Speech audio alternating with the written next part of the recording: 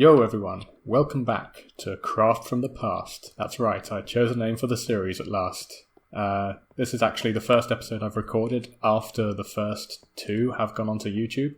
So I've been pleased to see some nice comments, thank you all. Today, like I said last time, I think we're going to go explore the new biomes, explore the new mystical, magical, distant lands which have become available to us, because previously, like winter mode and with this world, which is like regular mode, those were two separate world generators, but now you can find snow in regular worlds, and there's also deserts now. Cactus has been in the game a while. I'm not sure where you were supposed to find it before. I guess maybe it just randomly spawned on beaches, but whatever the case, we're going to go and find some in the desert now. So yes, we're just going to pick a direction and go until we hit new terrain. So onwards to adventure! The sun is going down. Let's adventure tomorrow, maybe. Good morrow, let's go. I gotta say, all of these big projects in rapid succession have really been doing a number on my diamond supply. Like previously, whenever I played in this world, I would usually just come on and do an hour of mining or so while listening to a podcast or something. It was just something I did in my spare time, and that's how I managed to work up such an excess of resources. But now that I'm actually playing in this world and doing things with those resources, I'm running out pretty quickly. These diamond tools, these aren't going to last much longer, and I still need a lot of sand and wood and stuff for the museum and all sorts of stuff. Anyway, I think the furthest we've been in this direction is probably the border with the dirt wasteland here. So it shouldn't be too much further beyond this where we'll start to find new biomes. I'm curious to see what the border looks like, if it's going to be obvious or not. Because I'm not sure if the actual height map generator has changed, or if it's just the biome populator. Oh, I see reeds. We don't have any reeds yet. I don't think that's new terrain though. That's pretty close. Nevertheless, we'll go and grab those.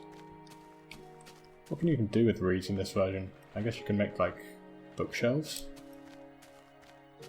A decorative thing. Can you do anything with sugar? Is there sugar? I don't think there's sugar.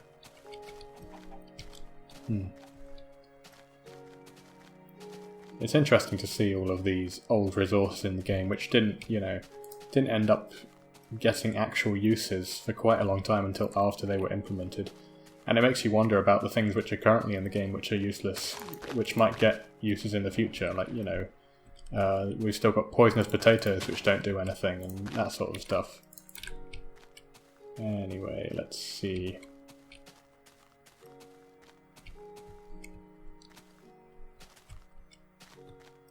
I reckon just over this mountain ridge will be new stuff. So let's see what we're going to get. A desert maybe? Some snowy tundra?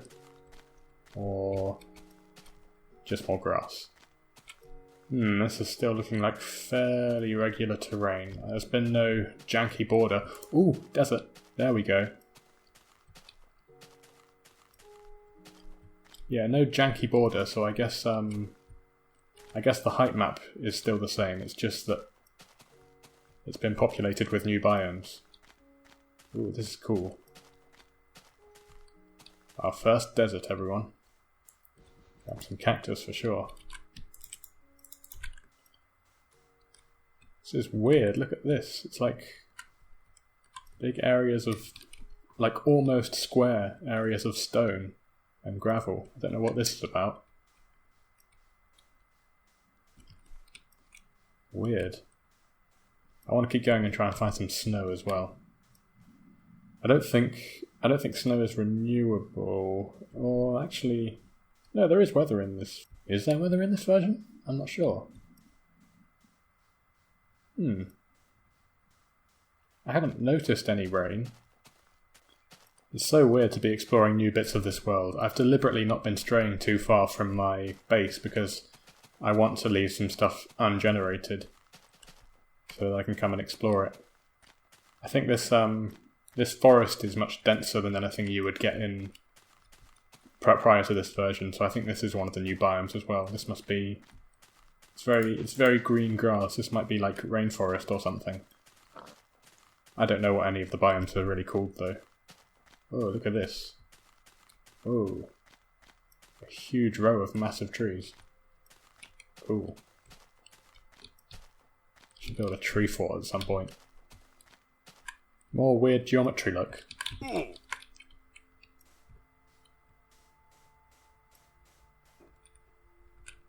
Yeah, this is a chunk boundary. Something to do with the chunks. Something to do with the chunks, I say, all-knowingly, as if that actually explains anything. I don't know what's going on.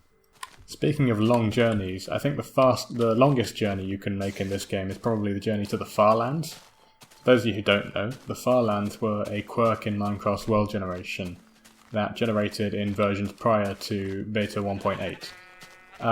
And there's a guy called Kurt J. Mac. He's been walking to them for the past, like, over 8 years now, I think.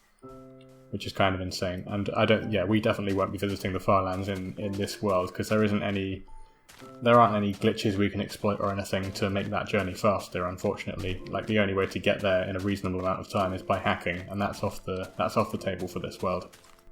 We might, later on, in a more modern version and with more modern technology, be able to visit the world border, but no promises. Another long journey that began recently was the Perseverance rover launched to Mars yesterday. I watched that launch, and I didn't learn until today. Apparently, my grandma is she's not long for this world. Bless her heart. She's got dementia, and but it turns out my granddad he's applied to. You could do this thing where you could apply to have people's names engraved on a little plaque and sent on the rover to Mars. So my grandma is on a plaque on her way to Mars, which is pretty cool. And it's funny because she always used to, like, I used to be pretty big into SpaceX and all that stuff. I've since learned better, but so when I mentioned to my grandma that I would maybe go to Mars someday, she got very worried. She was like, "You can't go to." This was before she had dementia. She was like, "You can't go to Mars," and like, "We'll miss you here on Earth." So it's kind of ironic that she's going to get there before me. But yeah, my tune has changed since then. We have, I'd much rather stay here on Earth where we have, sunlight and trees and high ping. But hey, pumpkins. Fun fact, pumpkins are completely unrenewable in this version. There is no way to grow them. 2 pumpkins. That's all we're ever going to get. Now, we might find more in a minute, but yeah, they're not renewable in any way. The only way to get them is to find them in the world. Like, I can't turn them into seeds or anything. You can make jack-o'-lanterns, though.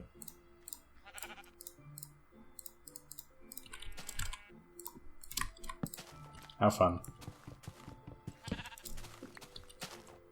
Weird that they have the same inventory texture as the regular pumpkins. That's confusing. This is like the 3rd desert I've found, still no snow. This must be a very hot world. Just like real life at the moment. Oh, there's more pumpkins, let's go grab those. It's been boiling the past few days here. Actually, the weather's been very temperamental here. It's been on and off raining and boiling. Like I said last week, I got sunburned. And then it was pouring with rain the other day and I couldn't record because it was banging on all the skylights in my house, and it's crazy. Oh, there's a lot more pumpkins here. Can you harvest them quickly with an axe? No. Seems to be the same speed as harvesting with hand. And of course, anyone who's played Minecraft for longer than a couple of years will know that pumpkins didn't always have no faces in them. As you can see, these are naturally generating pumpkins with faces in them. That wasn't changed until 1.13, I think. Yeah, it's been 3 in-game days now and I still haven't found any snowy biomes. The only reason I want snow is for the sake of completion. Like, there's nothing particularly interesting we can do with it, so we'll give up for now. We'll find snow at some point, of course. Just not today. I wonder. Oh, that does work. Why was this in the game so long ago? Like, what's even the point of this? Cool, I guess. Oh shit, look what I just found. This is the kind of weird terrain tearing I was expecting. I wonder if that, like, is that happening everywhere and I just didn't notice it before? This is a totally different height map, look. You can see it divided down there. Fascinating. But why'd it only happen here?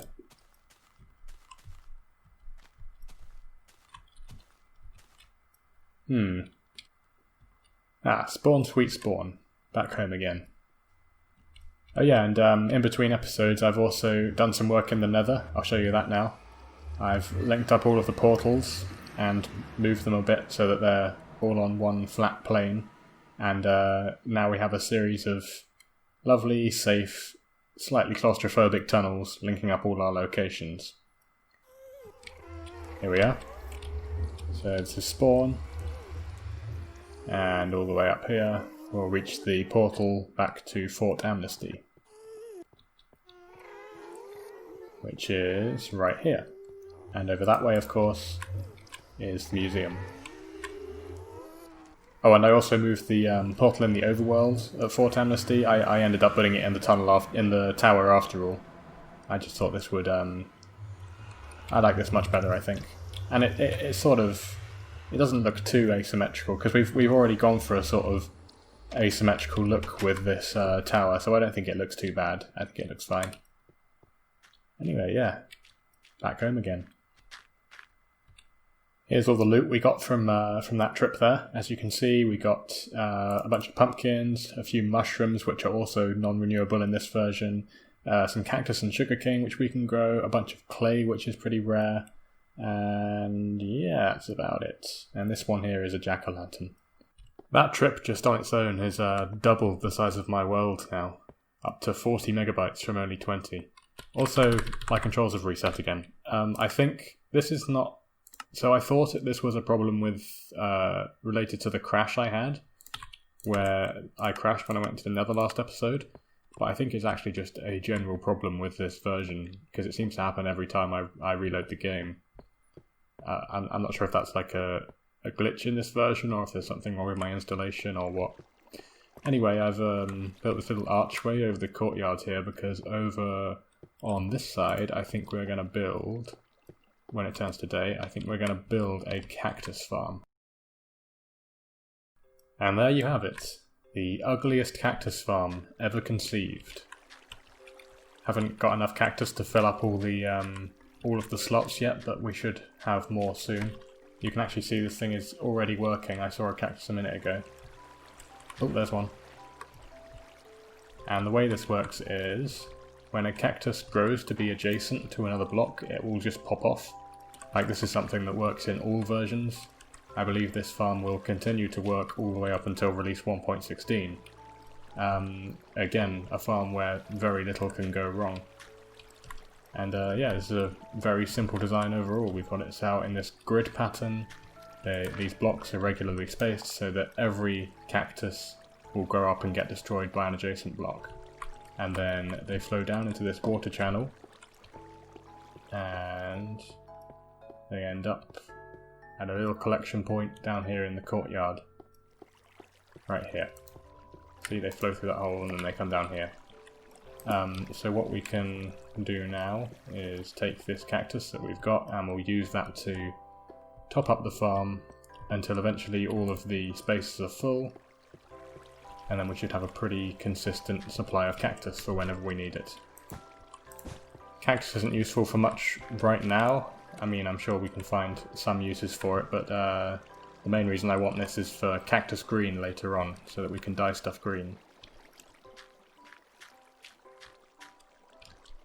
I might try and pretty this up later, maybe replace this dirt with cobblestone and like properly integrate it into the structure of the walls here rather than having it be this weird little bit tacked onto the side.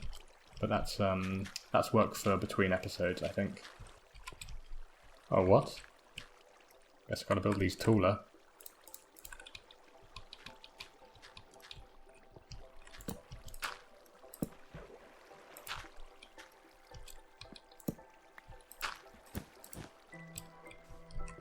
And the farm is now full. One potential use for cactus is using it for destroying items. So if we don't want any more cactus, we can use cactus to destroy our cactus.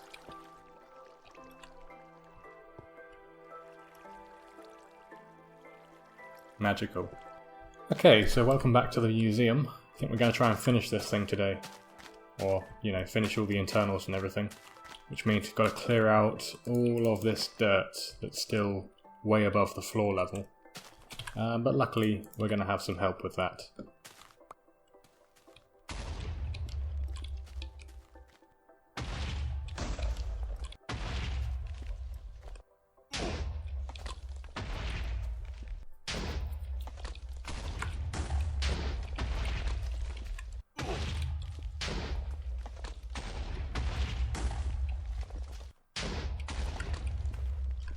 Being kind of careful here not to blow up all of my hard work.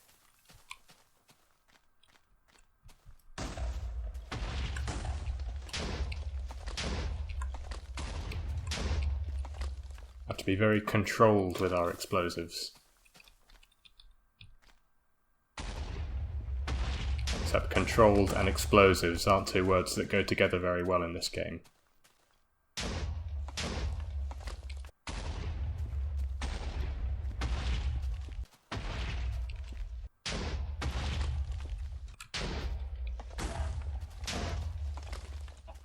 So this is what I was able to clear with that small amount of TNT there. And we're actually out of sand again, so not going to be any more blowing stuff up for a little while. I think we're going to dig the rest of this out using regular old-fashioned tools, but I won't make you watch that because that's, a lot less interesting than high explosives. Beginning to put the floor in now. I've made sure to spread out these torches so that the whole area is lit up at night as well as day. Very important, so we won't get monsters spawning in here at the night time.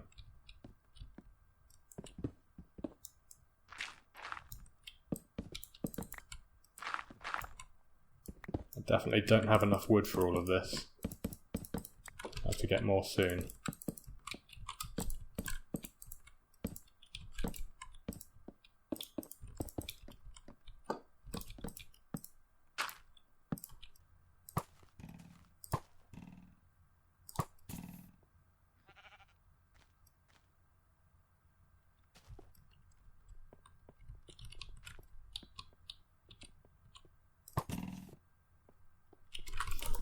By the way, to follow up on the thing about which buildings in my world are tallest, I measured them all, and it turns out the tower is the tallest. It's 4.5 meters taller than Fort Amnesty, and Fort Amnesty I've measured from like the base of the lower courtyard. From the base of the upper courtyard it's only 18 meters tall, but from the base of the lower courtyard it's 26 meters tall. But yeah, the tower is still the tallest at 28.5 meters. And like I said before, the museum itself is 22 meters tall. I've finished clearing out all the terrain in the inside of the museum, and now going through the slow process of filling in the floor. I've also been mining, got a bunch more diamonds to get a bunch more diamond tools so that I could finish all this stuff. And, listening to a couple of podcasts in the meantime, listening to a couple of back issues of My Brother and Me. I haven't been listening to that show so much recently because they stopped putting it on YouTube. They used to, upload it on YouTube and it would pop up in my subscriptions every week, but now I actually have to, actively go and hunt for it if I want to listen to it. So I only listen to it when I'm doing stuff in Minecraft that takes a long time. It's also funny at the moment because obviously there is so much happening in the world at the moment, and obviously being a highly topical podcast, that kind of stuff occasionally sneaks into what they're saying, and but if you sent that back in time 6 months with no context, the things they say, it sounds so ominous because they just make these, there's these vague references to some kind of deadly disease, and Griffin says, "We are proud Americans," and Justin's like, not so much at the moment. And it's like, they never actually say what's going on, but you just sort of get this sense that something's not quite right with the world. I think we're all going to look back on these times in the same way we look back on other historical events. It's all going to look so bizarre in the future, even though it feels normal now. I do think it's impressive how much stuff has continued to come out during the pandemic, despite everything. Like, I mean, a podcast is one thing, but we've also got, like, TV shows and cartoons still being made and stuff. Adventure Time, obviously, like I talked about a couple of episodes ago, and The Owl House is coming out right now, which is really good, and you should go and watch it. Looks like it might be set to become, The Owl House, actually, might be set to become the first Disney cartoon with an LGBT main character, which feels pretty major. Next, or this weekend is, the mandatory prom episode that comes with every American cartoon set in a high school, so perhaps Luma 2 will be canon by the time this video comes out, who knows. And if you don't know what I'm talking about, don't worry. Just watch The Owl House. Look at this bizarre forest of floating trees I've managed to make, because leaf decay is still broken. They're like little green clouds floating above the ground. If they don't despawn when we update, I may have to break out the flint and steel. Or we could just leave it like this. I mean, it's interesting, right? Pretty suitable for a museum that's supposed to be about interesting version exclusive things.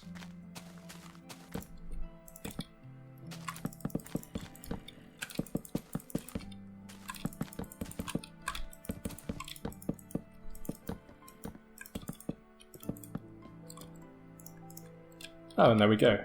We're done. This thing has taken a lot longer than I anticipated. I was like, when I first came up with the museum, I was like, oh, we'll have this done by like episode 2 tops and we can start putting cool stuff in it. But now I can say, I think, with relative confidence, this will be done in the next episode.